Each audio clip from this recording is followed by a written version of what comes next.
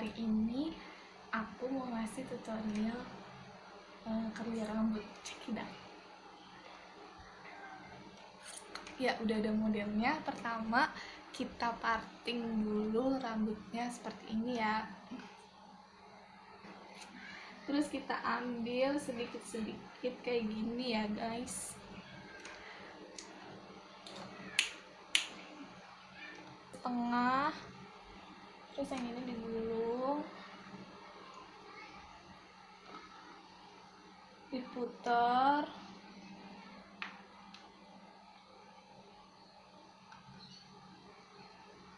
kita tunggu deh. Kita tunggu 1, 2, 3, 4, 5. Ya, jadikan.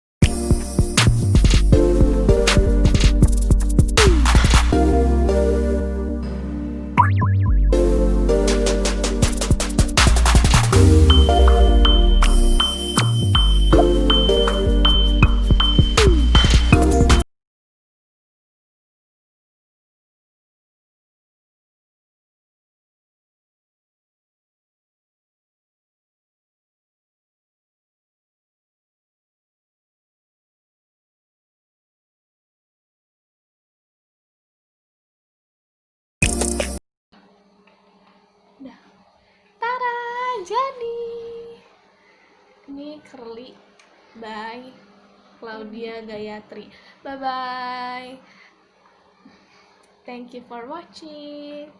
Sampai ketemu di video selanjutnya ya.